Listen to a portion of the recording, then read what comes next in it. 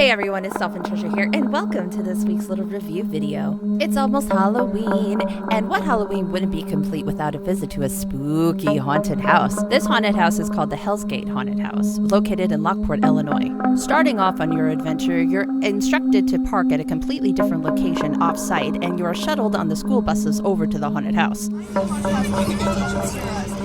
Downtown Lockport is actually very lovely this time of year. What wasn't so lovely was the bumpiness of the ride the entire time, and I'm so glad I don't have to be in these death traps anymore, especially when they take you down this dark, desolate path. But then this scene becomes a lot more friendlier and a lot more familiar too, so it was fine. My first impression was how carnival-like this place was, but I was glad to see that there was security, there were actors walking around,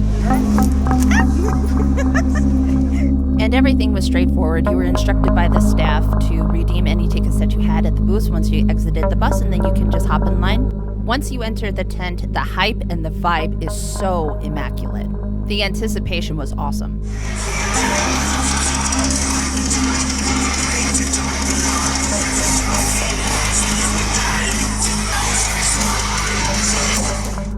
They do have a strict no cell phone policy as well as a no camera policy, which I wanted to abide by anyway, because if you've ever worked in the haunt industry like I have so many years ago, then you know that the element of surprise is key.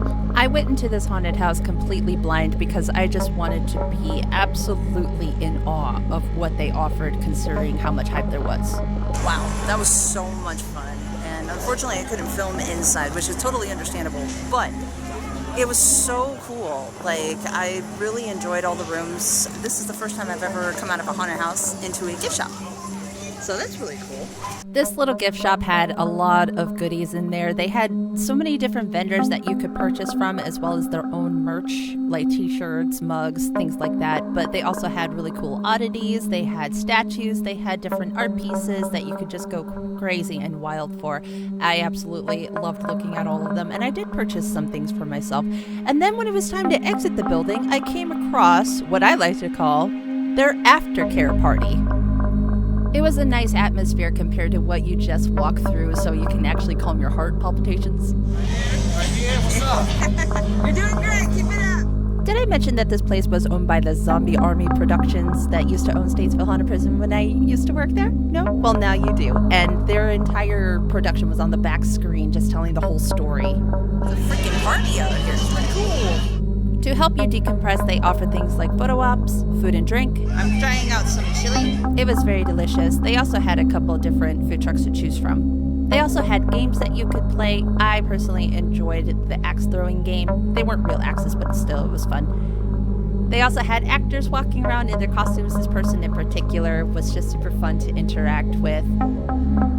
And they also offered a 5-minute escape room, which I did not get to do this time around. I'll have to do it for next time if it's still there. These guys like to change things up, so we'll see.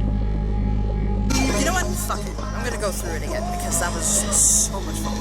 I didn't know that there was a re-entry ticket you could purchase for half the price. I didn't know that, but I'll know that for next time. I should have done more research. I didn't notice those before, but those are like little doll heads or something.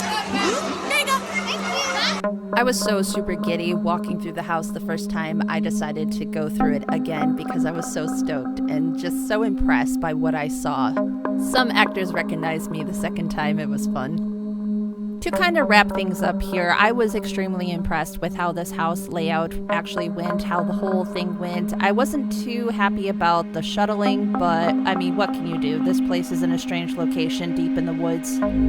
I also will admit there are some areas in the location that kind of lost it for me when it came to theming. There were some empty spaces that I thought could have been manned a little bit better by the actors or by some more props or something like that. But overall, it was a very awesome, scary experience. I would definitely rate this place 9.5 out of 10.